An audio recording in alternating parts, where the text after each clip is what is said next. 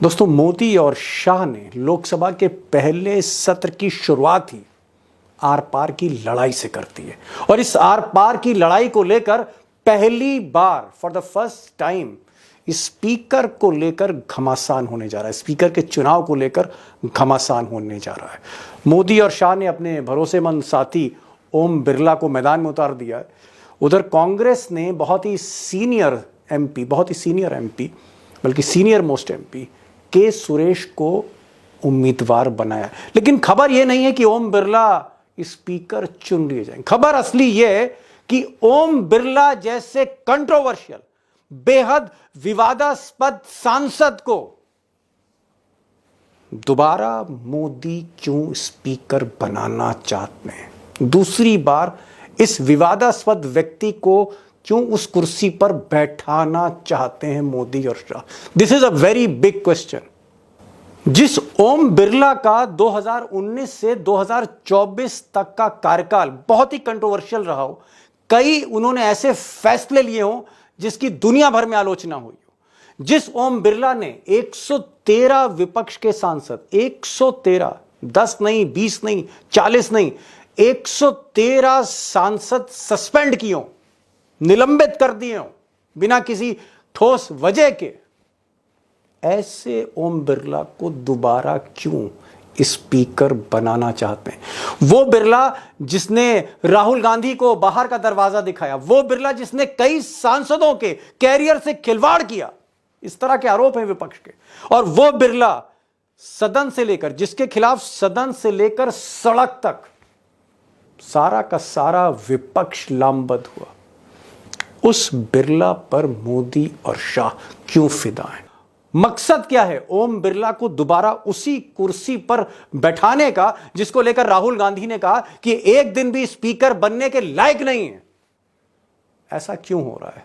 इस पूरे खेल के पीछे मोदी और शाह का मकसद क्या है? आज इस वीडियो में मैं आपको यही बताने जा रहा हूं कि ओम बिरला जरूरी क्यों है मोदी और शाह के लिए। ऐसा क्या है दिमाग में अमित शाह के जो ओम बिरला को लेकर वो आगे करना चाह रहे हैं। ऐसा कौन सा हंगामा करना जा रहे हैं मोदी और शाह आगे, यही मैं आज आपको बताने जा रहा हूं। एक ऐसा सवाल जिस पर सुबह से गोदी मीडिया पर्दे डाल रही है।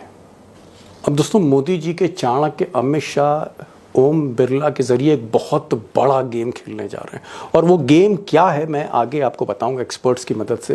लेकिन पहले ये समझ लेते हैं कि स्पीकर ओम बिरला पर इतनी मेहरबानी क्यों है, इतना रिस्क क्यों ले रहे हैं मोदी शाह। मुझे लगता है ये सारा खेल बड़ी आसानी से समझ में आ जाएगा, पूरी कहानी एकदम क्लियर हो जाएगी अगर आप 2-3 बातें जरा गौर करके सुन लीजिए। सिर्फ 2-3 बातें हैं, चंद सेकंड लूंगा, पूरी की पूरी कहानी एकदम आसानी से क्लियर हो जाएगी। अब दोस्तों, एक बात यहाँ समझने वाली है कि चाहे लोकसभा हो या किसी भी प्रदेश की विधानसभा हो, अगर स्पीकर एक तरह से डमी है, एक तरह से आप कह सकते हैं रबर स्टैंप है, और स्पीकर का रिमोट कंट्रोल अगर सत्ता के हाथ में, सरकार के हाथ में है, तो फिर समझ लीजिए कुछ भी हो सकता है, कुछ भी मुमकिन है, कोई भी फैसला लिया जा सकता है। बहुत ही क्लियर है, अगर स्पीकर का रिमोट कंट्रोल सरकार के हाथ में, फिर विपक्ष को सस्पेंड किया जा सकता है, समूचे विपक्ष को सस्पेंड किया जा सकता है और बिल पास किया जा सकता है। फिर चाहे कोई भी पार्टी हो, उसको तोड़ा जा सकता है, उस पार्टी को मर्ज कराया जा सकता है, असली पार्टी को नकली बनाया जा सकता है। या यूं कह सकते हैं कि जो आपने महाराष्ट्र में देखा कि किस तरह से उद्धव ठाकरे से पार्टी छीनी गई और वो एकनाथ शिंदे को दे दी गई रातों रात, या फिर शरद पवार जैसे मराठा नेता, उनके घर को पूरी तरह से 2 भागों में विभाजित करके उनकी पार्टी छीन कर उनके भतीजे को दे दी गई। ये सारा जो खेल हुआ, इसके पीछे कौन लोग थे? सरकार तो थी, चाणक्य भी थे, लेकिन सबसे बड़ा रोल स्पीकर का था। तो यानी स्पीकर का रिमोट अगर सरकार के हाथ में, तो फिर कुछ भी मुमकिन है, एनीथिंग इज पॉसिबल। और यहीं पर आपको ये खबर जो है अब धीरे धीरे समझ में आने लगी होगी। अब दोस्तों, एक सिचुएशन और समझ लीजिए तो मोदी और शाह का ये जो स्पीकर वाला खेल है और आसानी से समझ में आ जाएगा। और सिचुएशन ये है आज की तारीख में कि मोदी जी एक कमज़ोर स्थिति में, बीजेपी के पास सिर्फ 240 का फिगर है, ज़रूरत थी 272 तक पहुंचने की, सांसद सिर्फ 240 हैं। यानी मोदी जी खुद अपने दम पर सरकार नहीं चला रहे हैं। सरकार बैसाखियों पे चल रही है, बाहरी सपोर्ट से चल रही है, जिसमें नायडू और नीतीश ये बहुत अहम भूमिका निभा रहे हैं। इस पर बहुत से वीडियो में बना चुका हूँ। बॉटम लाइन ये है कि मोदी जी को अपने दम पर सरकार चलाने के लिए तकरीबन 32 और सांसद चाहिए। जी हाँ, 240 से 272 पहुंचने के लिए 5 साल सरकार चलाने के लिए कम से कम 30-32 या मान लीजिए 15-20 सांसदों का जुगाड़ तो करना ही पड़ेगा। बिना इसके गाड़ी चलेगी नहीं, वरना ब्लैकमेल होते रहेंगे हर दिन मोदी जी। अब इसके लिए अगर आप देखें तो तकरीबन सबसे पहली जो नज़र जाती है वो इन 13 सांसदों पे जाती है। ये वो 13 सांसद हैं जो ना एनडीए में हैं, ना वो इंडिया में, ज़्यादातर छोटी छोटी पार्टियों के सांसद हैं। इसमें जो सबसे बड़े साहब हैं वो वाईएसआर, ये जगन मोहन रेड्डी साहब हैं। इनके 4 सांसद हैं इस वक्त, जो ना मोदी जी के साथ हैं ना राहुल गांधी के साथ हैं। अब आज ही देख लीजिए, आज ही खेल हो गया। आज जिस तरह से तोते की गर्दन टाइट की गुजरात लॉबी ने, तो सबसे पहले जगन मोहन रेड्डी सरेंडर हो गए। इन्होंने कहा कि साहब हम 4 के चारों सांसद ओम बिरला को समर्थन देते हैं। यानी कल तक, ये सुबह तक ये ना बीजेपी में थे ना कांग्रेस में थे, लेकिन जैसे ही दिल्ली से फ़ोन गया जगन मोहन रेड्डी सीधे सीधे लेट गए अमित शाह के सामने, क्योंकि इनके खिलाफ सीबीआई और ईडी के कई केस हैं। तो वाईएसआर आज ही टूट गए, सरेंडर कर दिया। अब और भी पार्टियां हैं, जैसे ये आज़ाद समाज पार्टी के चंद्रशेखर साहब हैं, ये अकेले जीत कर आए हैं, इन पर भी डोरे डाले जाएंगे। इसके अलावा कुछ पार्टियां जो हैं वो नॉर्थ ईस्ट की, जैसे ये ZPM ज़ोरम पीपल मूवमेंट पार्टी है। एक और पार्टी है जिसका नाम है voice of the people party, VPP, ये मेघालय की पार्टी है। इसको भी आसानी से कहीं ना कहीं खींचा जा सकता है, लेकिन बात नहीं बनेगी। ये जो 13 आप कह सकते हैं न्यूट्रल लोग हैं, इनसे बात नहीं बनने वाली। जो नज़र है, ऐसा मेरे सोर्स कह रहे हैं, जानकार कह रहे हैं, चाणक्य की निगाह दरअसल JDU पर है। मोटा शिकार है। नीतीश कुमार के पास 12 सांसद हैं। अगर ये 12 तोड़ लिए जाएं तो फिर गिनती बहुत तेज़ी से होगी। 240 से आप कह सकते हैं 255-56 पे मोदी जी आसानी से पहुंच सकते हैं। अगेन असली सवाल कि ये सब कुछ तभी मुमकिन है, ये जो तोड़ फोड़ है, ये जो मर्जर है, इस पार्टी को तोड़ना, उस पार्टी को तोड़ना है, इसको बीजेपी में मर्ज करना, उसमें RLD भी हो सकती है, उसमें उत्तर प्रदेश की भी एक आध छोटी पार्टियां हो सकती हैं। ये तभी मुमकिन है जब स्पीकर का रिमोट चाणक्य के हाथ में हो, और अगर स्पीकर भरोसेमंद नहीं है तो ये मुमकिन नहीं हो सकता है।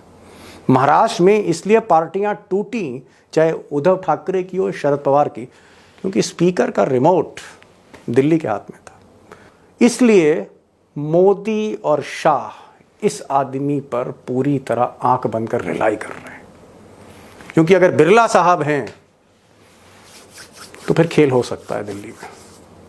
अब दोस्तों एक बात तो आप समझ ही गए कि बिरला साहब भले ही विवादास्पद हों, कंट्रोवर्शियल हों, उन्होंने 113 सांसदों को सस्पेंड किया हो, विपक्ष उनके नाम से चिढ़ती हो, उनके खिलाफ धरने प्रदर्शन हुए हों सदन से लेकर सड़क तक, इसकी परवाह चाणक्य को नहीं है। क्योंकि ओम बिरला अगर मोदी जी के पास है तो कुछ भी हो सकता है, एनीथिंग इज़ पॉसिबल। और इसीलिए ओम बिरला पर इतना बड़ा दांव खेला है मोदी और शाह ने। अब आगे क्या होने जा रहा है, मुझे लगता है कि मेरी बात तो आपने सुन ली, 2 एक्सपर्ट्स की भी बात सुन लीजिए, जिसमें उमाकांत लखेड़ा जो व्यक्तिगत तौर पर अमित शाह को भी जानते हैं और ओम बिरला को भी जानते हैं, और 1988 से वो लोकसभा कवर कर रहे हैं, उनके तजुर्बे से भी देख लीजिए तस्वीर। और हमारे साथ आज टाइगर होंगे, जी हाँ, अशोक वानखड़े टाइगर होंगे। टाइगर भी इस चीज़ों को बहुत बारीकी से करीब से देख रहे हैं, उनका भी व्यू जान लीजिए। तस्वीर एकदम साफ हो जाएगी कि ओम बिरला पर मोदी और शाह क्यों फिदा हैं, क्यों मेहरबान इस आदमी पर जिससे पूरा विपक्ष चिढ़ता है। टाइगर, क्या लगता है, इतने विकल्प मोदी जी के पास हैं, पूरी कायनात उनके पास है, सांसदों की कमी नहीं है, आदिवासी सांसद भी उनके पास है, दलित सांसद भी उनके पास है, महिला दलित सांसद भी उनके पास है, उनके पास संविधान को समझने वाली पारखी आंखें भी हैं, इतना सब कुछ, इतनी प्रतिभा होते हुए ओम बिरला जो एक विवादास्पद स्पीकर रहे हैं, जिनकी एक अच्छे स्पीकरों में गिनती नहीं है, मुझे कहने में कुछ भी इसमें हिचक नहीं है, उनका जो ट्रैक रिकॉर्ड रहा है वो विवादों से घिरा हुआ रहा है, सस्पेंशन पर सस्पेंशन करने वाले वो स्पीकर रहे हैं। ऐसे स्पीकर पर फिर से दांव खेलना, इरादे क्या है सर? इरादे क्या है? मकसद क्या है ओम बिरला को लाकर? देखिए दीपक भाई, आपने बात सही कही कि बहुत सारे विकल्प है उनके पास, लेकिन 240 में उनके पास ऐसा एक भी सांसद नहीं मिला जो अपना दिमाग घर में रख के हाउस में बैठता हो। ओहो, और ये बात मैं फिर रेखांकित करूं, ये उमाकांत लखेड़ा जी का स्टेटमेंट है। वो बहुत पहले से कह रहे थे, बाकी लोग इधर उधर हाँक रहे थे, लेकिन उमाकांत जी पहले दिन से कह रहे थे कि बिरला ही होंगे, और वही उन्होंने दलील दी थी। आज वो है उनके सामने, मैं बोल रहा हूं, दलील यही है कि हमें एक ऐसा इंसान चाहिए जो दिमाग घर पे रख के सदन में बैठे। जब दिमाग घर पे रख के सदन में बैठेगा तो आप वो उलूल जुलूल सारे काम करोगे जिसको संविधान, परंपरा, लोकहित, लोकतंत्र, इसकी सारी धज्जियां उड़ाता हुआ काम करेगा। फिर फाइनेंस बिल के नाम से ऑर्डिनरी बिल भी पास होंगे तो स्पीकर वो भी करवा देगा। फिर चाहे उसका निष्कासन करवा देगा, चाहे जब किसी का माइक म्यूट होगा, चाहे जब किसी को बोलने का अधिकार होगा। आप क्या कहना चाह रहे हैं टाइगर कि अगर तोड़फोड़, जो छोटी छोटी पार्टियां हैं, इनको तोड़ा फोड़ा जाए, इनको मर्ज कराया जाए, तो जैसे महाराष्ट्र में स्पीकर थे और वो स्पीकर बिछ गए, संविधान ताक पर रख दिया, क्या ओम बिरला की इसलिए जरूरत है कि अभी मोदी और शाह को कई पार्टियां तोड़नी है? नहीं, महाराष्ट्र का स्पीकर फिर भी पढ़ा लिखा था। महाराष्ट्र का स्पीकर एक नामी वकील है, वो वाया मीडिया निकालने का प्रयास कर रहा था। यदि उसका आप नोटिंग पढ़े तो वो बहुत सारे इधर उधर के रेफरेंस देते हैं। ओम बिरला जी के पास वो कुछ भी नहीं है। ओम बिरला जी वो कंपनी के शूटर है जिसको फोटो दिखाओ गोली मार के आते हैं, ये पूछते नहीं क्यों। वो मतलब है, एक मैंने एक मिसाल दिया आपको, वैसा नहीं है। वो स्पीकर है और वो जब आदेश आता है ऊपर से कि ये करना है, तो वो चाहे फिर आपका सेक्रेटरी जनरल कुछ बोले, आपका जो एडवाइजर है वो बोले, कोई कानून विशेषज्ञ भी बोले कि अरे बिरला जी ये बहुत गलत हो रहा है, नहीं कर सकते आप। अरे मुझे मत गलत सही समझाओ, एक बार उधर से आदेश आया है वही सही है और मैं वही करूंगा। एक तो ये कारण है।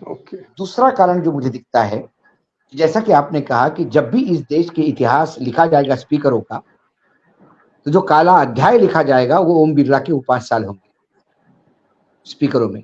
मेरे से ज्यादा सीनियर है उमाकांत जी, और उमाकांत जी मेरे से ज्यादा पार्लियामेंट कवर कर चुके हैं। वो इस बात को, यदि मैं गलत हूं तो मुझे सही करें। इतना घटिया कार्यकाल किसी स्पीकर का नहीं रहा, इतना स्पीकर जिसने परंपराएं, सारी लोक लाज वगैरह सब साइड को छोड़ के काम किया हो। 100 सवा 100 लोगों को निष्कासित करके बिल पास किए, बिना चर्चा के बिल पास होने दिए। ये सारा अंधेर गति चलती रही इस कार्यकाल में। तो पूरा विपक्ष भी इनसे नाराज है।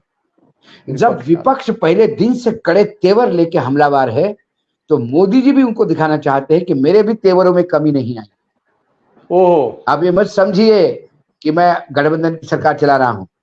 आज मैं फिर ओम बिरला को वापस ला सकता हूं, और ये ओम बिरला फिर सदन चलाएंगे तो फिर आप समझ जाइए कि क्या होगा। जी, दोनों तरफ से विपक्ष ने भी, इसलिए विपक्ष ने भी पोजीशन ली। ये पहले वाला विपक्ष नहीं है जो ओम बिरला को लाए और हम चुप बैठे। इस बार चुनाव हम भी लड़वाएंगे, अड़ंगा तो लगाएंगे, रातों की नींद तो हराम होगी। देखिए 292 है, कहने के लिए है, 240 तो आपके वोट दे देंगे। उन 52 लोगों को रात भर आपको ढूंढना होगा कि कोई बीमार तो नहीं पड़ा, व्हीलचेयर तो नहीं लाना पड़ेगा, टाइम पे तो नहीं आएगा। हर 52 में से हर इंसान के पीछे एक एक आदमी लगाना होगा कि भाई इसको देख ले, तेरी जिम्मेदारी है, लेके आ हाउस में। क्योंकि इस सरकार को हर चुनाव, हर बिल, हर क्षण हाउस का अग्नि परीक्षा है। समझ गया टाइगर, आप ये कह रहे हैं कि भले ही संख्या बल जो है वो मोदी जी के साथ है, जीत भी जाए, लेकिन नींद नहीं आएगी अमित शाह को चैन की। संख्या बल जुगाड़ का है जी। मोदी जी के मर्जी पे एनडीए के लोग हुआ करते थे, इस बार एनडीए के लोगों के मर्जी पे मोदी जी। मर्जी पे मोदी जी। मैं आ रहा हूँ टाइगर, आपके पास आ रहा हूँ। लखेड़ा साहब, अगर मैं साफ शब्दों में पूछूं, बहुत आसान भाषा में, अगर मैं आपका जवाब चाहूं जो हमारे दर्शक समझें बहुत आसानी से, ओम बिरला को लाने से अमित शाह को फायदा क्या है? कि ओम बिरला में ऐसे कौन से सुरखाब के पर हैं, ऐसी कौन सी खूबी है जो अमित शाह और मोदी फिदा है इन पे? संसद को रूल्स एंड रेगुलेशंस, एक किताब है, rules and regulation, rules of procedures and conduct of the business of Lok Sabha. ये रूल बुक है पार्लियामेंट को चलाने की, लोकसभा को चलाने की। पिछले 5 साल से मैं इसको एक नजर देख रहा था, थोड़ी देर पहले मैंने ये देखा कि पिछले 5-10 साल से इस रूल बुक को दरकिनार कर दिया गया। इस चीज को, ये जो संविधान का पार्ट है, ये जो रूल बुक है पार्लियामेंट की, इस रूल बुक के हिसाब से कोई काम पार्लियामेंट में अंदर नहीं हो रहा है। दूसरी बात क्या है कि जो एजेंडे हैं देश के सामने, जो चुनाव में जो एजेंडे निकले, विपक्ष ने जो मुद्दे उठाए, और अभी 3-4 दिन पहले मुख्य विपक्षी पार्टी जो इंडिया गठबंधन, जो जनबंधन है, उन्होंने एक साफ सा एक एजेंडा मोदी सरकार के सामने रख दिया है। आर्थिक नीतियों से लेकर के, आंतरिक संकट से लेकर के, आंतरिक असुरक्षा से लेकर के, अनएम्प्लॉयमेंट से लेकर के, डिमोनेटाइजेशन से लेकर के, इलेक्टोरल बॉन्ड से लेकर के, रफाल से लेकर के, और ये जो नकल और पेपर लीक हो रहे हैं एग्जामिनेशंस के, नीट के पेपर, ये तमाम मुद्दों से ध्यान को कैसे भटकाया जाए, उसके लिए एक कैरेक्टर चाहिए आपको। एक जो ड्रामा है, थिएटर है, उस थिएटर में एक कैरेक्टर चाहिए, और उस कैरेक्टर है, उसका नाम ओम बिरला है, और उसमें वो कुव्वत है। क्योंकि उनके साथ मैं ये बता सकता हूं आपको कि आपने सवाल पूछा कि इन्हीं में क्या खूबियां हैं। इनमें कंफर्ट जोन है, इनमें वो सारे काम करने की कुव्वत है जो संविधान की नजर में अवैध हैं, इलीगल है, असंवैधानिक है। उनका जो कंडक्ट है एज ए स्पीकर लोकसभा, वो कंडक्ट क्वेश्चनेबल रहा है। देश और दुनिया में मजाक उड़ा है, माइक बंद करना, सांसदों को बोलने नहीं देना, रूल के हिसाब से संसद को ना चलाना, और हड़बड़ी में ताबड़तोड़ लोगों को निष्कासित करना। राहुल गांधी की मेंबरशिप डिफेमेशन कोर्ट में चली गई। राहुल गांधी को टारगेट करना, अपोजिशन को बोलने नहीं देना, मन मर्जी चलाना। और इससे एक और पॉइंट है कि जो संवैधानिक संस्थाएं हैं, जिसमें भारत की लोकसभा सर्वोच्च है, उन संवैधानिक संस्थाओं में सुप्रीम कोर्ट है, अदालतें हैं, कार्यपालिका है और मीडिया है। हम तथाकथित जो मीडिया के लोग हैं एक दिवा स्वप्न में रहते हैं, और लोग कहते हैं अरे आप तो चौथा स्तंभ हो। इन चौथा स्तंभ को कुचलने के लिए इस स्पीकर के कार्यकाल में जो काम हुए हैं, इन्हीं की सुमित्रा महाजन भी इन्हीं की स्पीकर थी। तो सुमित्रा महाजन ने कभी नियम से, रूल से कोई समझौता नहीं किया। उन्होंने बड़े डिग्निटी के साथ हाउस चलाया, और उसकी सजा उनको दी गई कि उनका एक एग्जाम्पल है सुमित्रा महाजन का केस। वो भारतीय जनता पार्टी की स्टालवर्ट थी, बड़ी सौम्य महिला थी, और उससे इतने नाराज थे कि न केवल उनका टिकट काटा, बल्कि उनको छोटे मोटे लोगों को आपने गवर्नर बना रखा, उनको गवर्नर के काबिल भी नहीं समझा। तो इनका इशारा ये है कि आप हमारे कदमों पे चलेंगे तो हम आपको। जी लखेड़ा साहब, आपने बड़ी बात कही। आपने कहा कि 2014 में सुमित्रा महाजन को जब स्पीकर मोदी जी ने बनाया था, तो सुमित्रा महाजन बीजेपी की थी, लेकिन रूल बुक से चलती थी। ये जो रूल बुक आपने दिखाई, कानून की किताब से चलती थी। जो कानून जो सदन को गवर्न करता, उस कानून से, उस रूल बुक से सुमित्रा महाजन चली। और उनकी ये जो शैली थी, वो मोदी और शाह को रास नहीं आई, और इसका नतीजा ये हुआ कि सुमित्रा महाजन को सजा दी गई, उनको टिकट नहीं दिया, और लखेड़ा साहब कह रहे हैं कि गवर्नर भी नहीं बनाया, किनारे कर दिया, हाशिए पे कर दिया सुमित्रा महाजन को।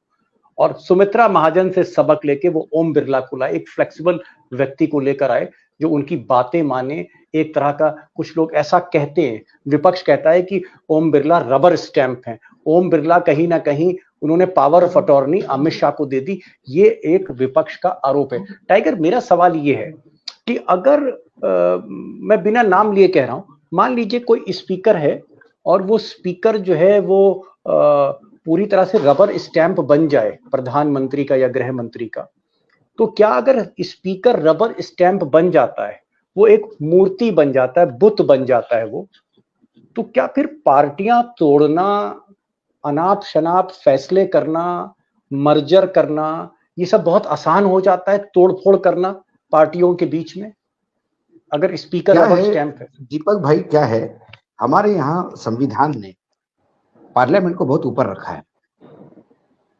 तो स्पीकर के प्रोरोगेटिव इतने हैं, और स्पीकर के रूलिंग को बहुत कम सर्वोच्च न्यायालय इंटरफेयर करता है, बहुत कम, बहुत ही एक आध बार कोई ज्यादा हो गया तो उसमें इंटरफेयर करता है, विधानसभा मतलब बहुत ताकत है स्पीकर के पास, स्पीकर के पास ताकत है। और ये स्पीकर और जुडिशियरी की कई बार टकराव हुआ है, इसके पहले भी कई बार टकराव हुआ है स्पीकर का और जी सुप्रीम कोर्ट, पार्लियामेंट का, सुप्रीम कोर्ट का और स्पीकर पद का।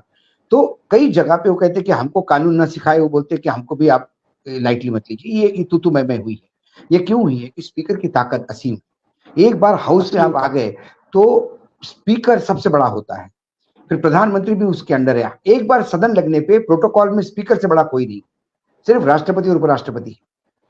तो वो स्पीकर की ताकत है, वो ताकत कैसी करे। अभी उमाकांत जी ने ताई का नाम लिया, मुझे याद है उमाकांत जी, यदि मैं गलत नहीं हूं तो एक ऑर्डिनरी बिल फाइनेंस बिल के नाम से पास किया गया था ताई के वहां से, सुमित्रा महाजन के वहां से, और हंगामा हो गया। और उसके बाद मैं जानता हूं कि ताई इतनी बुरी तरह से बिगड़ के कोप भवन में बैठ गई थी, और अरुण जेटली से लेकर तमाम लोग माफी मांगने आए थे, तो गलती होगी। ताई बोले अगली बार नहीं, ग्रांटेड मत लेना मुझे। ताई ये चॉइस थी नरेंद्र मोदी जी की, और नरेंद्र लेकिन मोदी अमित शाह को ताई मतलब सुमित्रा महाजन पसंद नहीं थी। अमित शाह को वो कोई आदमी पसंद नहीं है जो नरेंद्र मोदी जी का है, चाहे देवेंद्र फडणवीस हो चाहे सुमित्रा महाजन। और अगर कानून पे चलता है तो नहीं, वो तो भाई देखिए, पसंद मतलब आपको थोड़ा तो लिहाज करना होगा, वो लिहाज नहीं करते। उन्हें रबर स्टैंप भी नहीं चाहिए साहब, रबर स्टैंप भी बहुत माइल्ड शब्द है। उन्हें एक वो चाहिए जो बिल्कुल देवानंद का गाना, बैठ गई, खड़ी हो जा, खड़ी हो गई, वापस आ जा, आ गई राजा, बस ये वो चाहिए। एक चिट्ठी जानी चाहिए कि इनका सस्पेंशन करो, फिर वो कुछ करे नहीं तो भी सस्पेंशन होना चाहिए। आप कहना क्या चाह रहे हैं टाइगर? आप कहना ये चाह रहे हैं कि जो रिमोट कंट्रोल है स्पीकर का वो अमित शाह के हाथ में है, अमित शाह जो चाहते हैं वही करते हैं।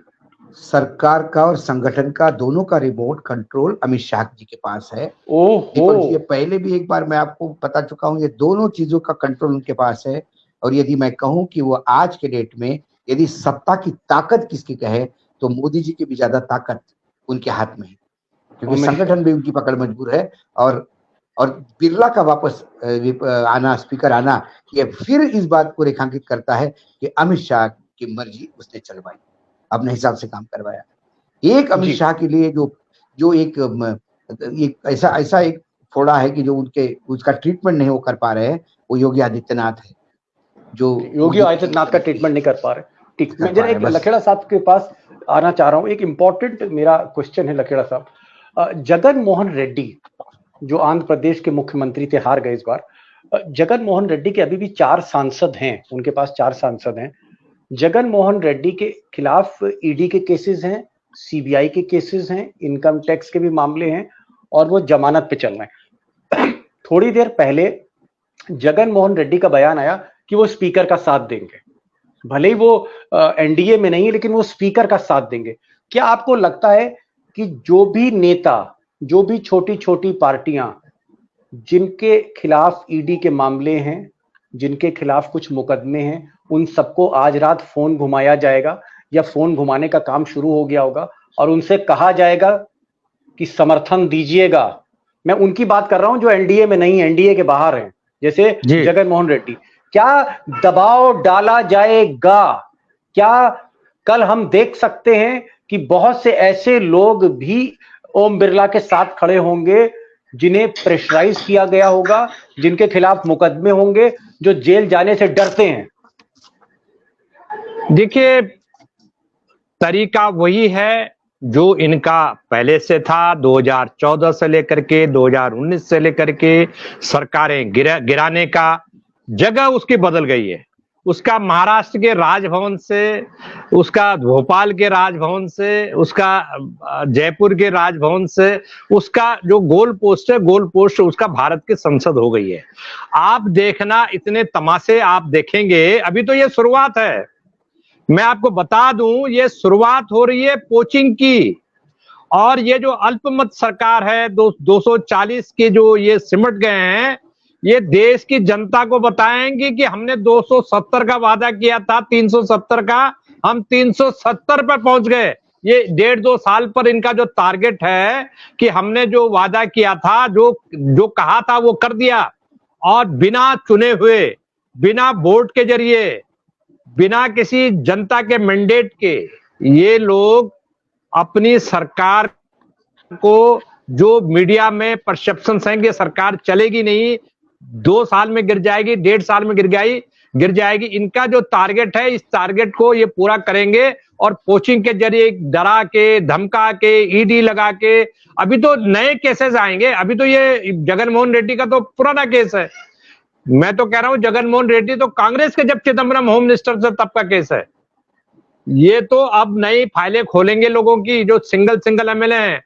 और इतना ही नहीं, मैं तो एक और भविष्यवाणी भी कर रहा हूं कि हो सकता है मध्य प्रदेश में जैसे इस्तीफे दिला करके सरकार को एट पार लाया गया था और उसके बाद वहां बाई इलेक्शन करा करके काफी लोगों को जिता दिया गया, ये भी होगा। क्योंकि पैसे की कोई कमी नहीं है, रेट की कोई कमी नहीं है। एमपी की खरीद फरोख्त बहुत कम मौके आए थे। 2007-8 की जो न्यूक्लियर डील हुई थी, उस समय ये हुआ था साहब कि कांग्रेस ने एमपी खरीद लिए और न्यूक्लियर डील पारित करा दिया और सरकार बचा ली मनमोहन सिंह की। मैं तो ये मानता हूं कि अभी आप देखिए, तेल देखिए और तेल की धार देखिए, इतने बड़े बड़े कांड होने वाले हैं इस जो 18वीं लोकसभा में कि इस देश की हिस्ट्री में कभी नहीं हुए। इस देश की हिस्ट्री में कभी लोकसभा स्पीकर का इलेक्शन नहीं हुआ, कंसेंसस से हुई। हमने अल्पमत सरकारें देखी हैं, हमने विश्वनाथ प्रताप सिंह की सरकार देखी है जो जनता दल के 100 भी नहीं थे, और उनके नेतृत्व में कांग्रेस की, उनके नेतृत्व में लेफ्ट फ्रंट कम्युनिस्टों की और बीजेपी की, ये दोनों गले मिल गए उनको सपोर्ट करने के लिए। तब भी स्पीकर के मुद्दे पर रार नहीं हुई, कोई उठापटक नहीं हुई और स्मूथली स्पीकर। क्यों? उसका कारण था कि स्पीकर को कंसेंसस से, आम सहमति से चुना जाता है। ऐसे व्यक्ति को चुना जाता है जिसका सम्मान भारतीय जनता पार्टी है, उस पार्टी के अंदर, सत्ताधारी पार्टी के अंदर ही नहीं, सत्ताधारी के पार्टी के बाहर भी हो, उसके विवेक पर, उसके जो संतुलन पर, उसकी न्यायप्रियता पर, उसकी संवेदनशीलता पर किसी को शक नहीं। जी बड़ी बात आपने कही। आपने कहा कि अगर स्पीकर एक अच्छे चरित्र का हो, पढ़ा लिखा हो, संविधान को जानता, तो हो सकता है कांग्रेस समर्थन दे देती। लेकिन ओम बिरला, जिन्होंने रिकॉर्ड सांसदों को सस्पेंड किया, परेशान किया, राहुल गांधी को भी परेशान किया और बहुत से सांसदों को परेशान किया, जिनसे विपक्ष त्रस्त था पिछली बार, उनको जानबूझ के जब खड़ा किया गया तो चिढ़ाने के लिए किया गया और इसलिए विपक्ष मजबूर होकर कंटेस्ट कर रही है। आपने एक और बात कही लखेड़ा साहब, आपने कहा ये जो 18वीं लोकसभा है, इस लोकसभा में बहुत से इतिहास रचे जाएंगे, बहुत से खेला होगा। तेल देखो, तेल की धार देखो, यानी कुछ भी हो सकता है। टाइगर, आपको क्या लगता है कि ये जो 240 पर मोदी जी खड़े हैं, ये कोशिश करेंगे कि अपनी जो संख्या बल है 240 से बढ़ा के 260, 265, 270 के आसपास आ जाएं? और अगर ऐसा करने का इनका इरादा है तो फिर तोड़फोड़ होगी। जो छोटी छोटी पार्टियां हैं, 2-2 सांसदों की पार्टी हैं या एक सांसद की पार्टी, इनको तोड़ा जाएगा। जैसे आज जगन रेड्डी को आज उनका जो है कहीं ना कहीं उन पर प्रेशर डाला गया और उन्होंने कहा साहब हम समर्थन देते हैं। क्या इस तरह की कारगुजारियां होंगी? होंगी, बिल्कुल होगी। और उमाकांत जी जो कह रहे हैं वो शुरू हो गया भाई साहब। पटना में शिकारी घूम रहे हैं, पटना में शिकारी घूम रहे हैं। लेफ्ट के एक सांसद पे ऑफर हुआ है। ऑफर देने वाला जेडीयू का एक बड़ा सांसद था और ये बात नीतीश जी के पास रिकॉर्डिंग सुनवाई गई। अरे आप क्या कह रहे हैं बता रहा हूं टाइगर, आप कह रहे हैं कि मोदी जी जिन बैसाखियों पे है उस बैसाखी को तोड़ सकते हैं? मैंने तो कहा सबसे पहले क्या होता है, आप सबसे पहले आप कहाँ तोड़फोड़ करोगे? जो आपके नजदीकी है वही आपके कांटेक्ट में होंगे। इसके पहले भी जनता दल यूनाइटेड के लोग उन्होंने तोड़े थे। वो शिवसेना तोड़ पाए क्योंकि शिवसेना उनके नजदीक थी। शरद पवार को बड़ा प्रेम आया था मोदी जी के बारे में, तो शिवसेना को राष्ट्रवादी कांग्रेस टूटी। जो लोग इनके दूर है वहां तोड़ नहीं पा रहे। बीआरएस बहुत दूर थी, वो तोड़ नहीं पा रहे। वहां पे बीजेडी बहुत नजदीक चली गई तो टूट गई। बीजेपी के मैक्सिमम क्या आपको लगता है टाइगर इंडिया अलायंस में भी कुछ लोगों को तोड़ सकते हैं ये, जैसे आम आदमी पार्टी है और भी बहुत मैंने क्या पार्टियां कहा, जिस दिन 240 पे आए उसी दूसरे दिन से शिकारी निकल गए अलग अलग एरिया में शिकार करने। घात लगाए बैठे कब कौन मिलता है। लेकिन ये डिप्लोमेटिकली कहीं ना कहीं फेल होता हुआ मुझे नजर आता है। उमाकांत जी सीनियर है, वो उसमें ज्यादा प्रकाश डाल पाएंगे। सवाल ये है कि आप लोकसभा में तो निकाल लेंगे, राज्यसभा में आप फंसे हैं और राज्यसभा में आप बहुत बुरी तरह से फंसे। और इस बार 9 सांसद राज्यसभा के जो हमेशा आपके लिए तैयार रहते थे खंदा देने के लिए, वो बीजेडी ने कल अनाउंस कर दिया कि अब बीजेपी का सिर्फ विरोध होगा, साथ बिल्कुल नहीं होगा। ऐसे में जो वर्तमान में लोकसभा का स्टेटस है, राज्यसभा का स्टेटस है, तो आपका फाइनेंस बिल तो चलो निकल जाएगा, बाकी हर एक बिल आपका राज्यसभा में फंसेगा। उसका क्या करोगे? यदि ये उपाध्यक्ष दे देते बीजेपी इंडिया गठबंधन, तो क्या बड़ा फर्क होने वाला था। उपाध्यक्ष पद थोड़ी देर के लिए बैठता है उपाध्यक्ष, बिरला जी कंटिन्यू रखे तो कंटिन्यू रखे, बिरला जी अध्यक्ष बनते, उपाध्यक्ष विपक्ष को दे देते, निर्विवाद चुनाव हो जाता और विपक्ष और सत्ता पक्ष के बीच में एक कहीं ना कहीं ब्रिज का काम होता। तो राज्यसभा में कोई बिल फंस गया तो वहां पे फ्लोर मैनेजमेंट होता, रिक्वेस्ट की जाती। लेकिन आपने तलवारें खींच के आपने ये नहीं देखा कि आप यहाँ पे तो इस किले में तो आप लड़ लोगे, लेकिन पास वाले किले में आपकी हालत बुरी है। राज्यसभा में क्या होगा? राज्यसभा में क्या एक लास्ट राज्यसभा क्वेश्चन, में जी समय हो रहा है, लास्ट क्वेश्चन, 2 लाइन का जवाब मैं लखेड़ा साहब से, फिर 2 लाइन का मैं प्रतिक्रिया जो है टाइगर से लेना चाहता हूँ। लास्ट क्वेश्चन लखेड़ा साहब ये, मान लीजिए अगर स्पीकर ओम बिरला बन जाते हैं, क्या ओम बिरला का स्पीकर बनना आपको ऐसा लगता है कि आने वाला समय जो लोकसभा में होगा वो तूफान होगा, आंधी तूफान जैसा होगा, बहुत हंगामा होगा, बहुत कुछ होगा? आपको क्या लगता है? आप एक बात आपके दर्शकों को और आप सब लोगों को मैं बता दूं कि मोदी सरकार ने पहले दिन से ही विपक्ष के खिलाफ एक ऑफेंसिव, एक आक्रामक रुख अख्तियार कर लिया है। संसद मुद्दे मुद्दे पर डिस्टर्ब रहने वाली है। रोज रोज संसद 18वीं लोकसभा में डिस्टर्ब रहेगी और इसके लिए अगर कोई जिम्मेदार होगा तो मोदी सरकार जिम्मेदार होगी। इसका कारण है कि संसद और सरकार को, संसद के भीतर सारे सुचारू चलाने के लिए, ढंग से कार्रवाई को चलाने के लिए ये सरकार की जिम्मेदारी होती है। क्योंकि मोदी सरकार का न केवल ना संविधान में यकीन है, ना लोकतंत्र में यकीन है, ना संसदीय कार्रवाई में यकीन है, ना संसदीय मान्यताओं में यकीन है। इसलिए मोदी सरकार एक और काम करने जा रही है, एक लाइन में आधा मिनट में खत्म करूंगा। इस देश के सामने जो बहुत बड़ी बड़ी बड़ी समस्याएं हैं, हाल की समस्याएं जो क्रिएट हुई हैं, अभी 4 दिन पहले 5 दिन पहले भीषण रेल दुर्घटना हुई है पिछले हफ्ते, उसमें इतने दर्जनों बेकसूर लोग मारे गए हैं। कश्मीर में लगातार सेना पर और सुरक्षा बलों पर आतंकी हमले हो रहे हैं। ट्रेनों में यात्री सेफ नहीं है।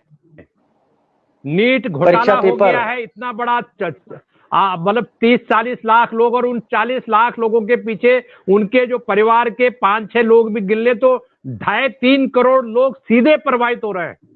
ये जो कांड हुए हैं, 2.5 करोड़ लोग, 3 करोड़ लोग इस देश के सीधे प्रभावित हो रहे हैं। जो बच्चों का भविष्य अंधकार में, अग्निवीर को नहीं जोड़ रहा हूं इसमें, नीट की परीक्षा निरस्त हो गई, ईजीसी पेपर लीक हो गया नेट का, दूध के, दाल के, गैस के, टोल के दाम देते देते लोगों की जेबें चली गई, लोग जूते उतर गए लोगों के। और जो जंगल जल रहे हैं, पर्यावरण का नुकसान हो रहा है, पूरे देश में जल संकट है, और हीट वेव जो ये भी चली है, कोई इंतजाम नहीं है। ये सारे मुद्दे, इससे भी डबल मुद्दे विपक्ष के सर्कस में थे जो उन्होंने उठाने थे।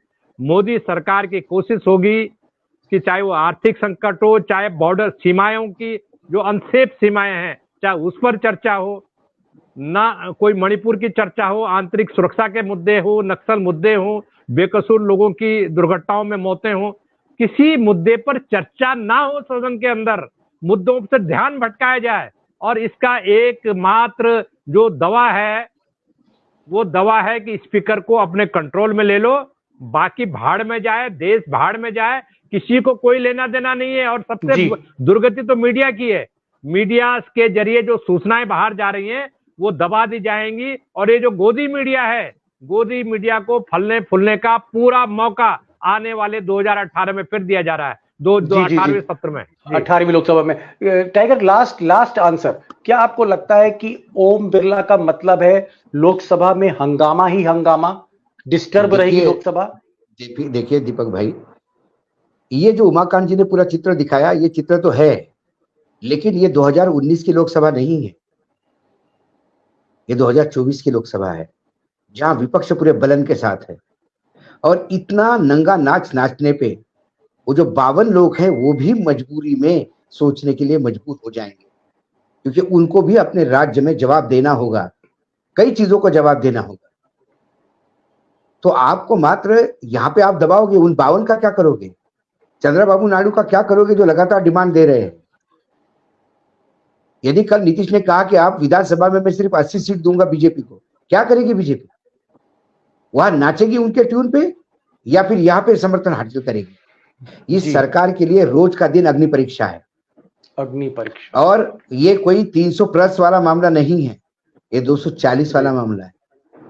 और यहाँ विपक्ष भी उतनी ही ताकत से बैठा है।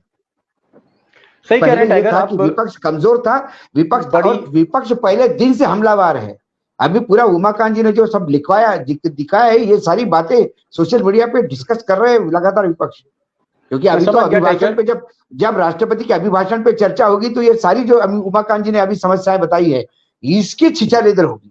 क्या आप उसको बोलने नहीं दोगे? आप कह रहे हैं कि विपक्ष बहुत मजबूत है, और भले ही ओम बिरला का रिमोट इस वक्त अमित शाह के हाथ में हो, लेकिन ये ओम बिरला 2019 वाले थे। 2024 में बिरला जी को भी छींके आ जाएंगी, अमित शाह को भी छींके आएंगी, क्योंकि विपक्ष, टाइगर कह रहे हैं, बहुत दमदार है। और विपक्ष अगर दमदार है और सदन में अगर अल्पमत में बीजेपी है, तो इसका कहीं ना कहीं फर्क देखने को मिलेगा। चुनौतियां मोदी सरकार के पास हैं, और ये चुनौतियां ऐसी हैं कि जहां हर दिन भारी पड़ सकता है। Every day is a challenge for Modi government, ये कहना है हमारे पैनलिस्ट का। टाइगर आप आए और लखेड़ा साहब आप आए, खुलकर आपने सारी चीजें रखी, और मैं चाहूंगा कि सद्बुद्धि बिरला जी को भी आए, अपना रिमोट वो अमित शाह को ना दे, अपने पास ही अपना रिमोट रखे, क्योंकि कहीं ना कहीं स्पीकर एक बहुत बड़ा पद है, संवैधानिक पद है, एक सुप्रीम आप कह सकते हैं, एक कुर्सी है जो इस देश को चलाती। जी, किसी भी पद की अहमियत होती है, किसी भी पद की अहमियत जानने के लिए उस कुवत का इंसान चाहिए, उस कुवत का दिमाग आदमी को आप भगवान के मंदिर में भी स्थापित करेंगे तो वो वही काम करेगा जो कुकर्म उसको करने हैं। चलिए, फिर भी मैं प्रार्थना करूंगा। एक चीज जोड़ना है इसमें, एक चीज जोड़ना है जो वानखेड़े साहब ने कहा जी, कि ये 18वीं लोकसभा है, इससे पहले भी संसद चलती थी, देश की आजादी का आंदोलन हुआ।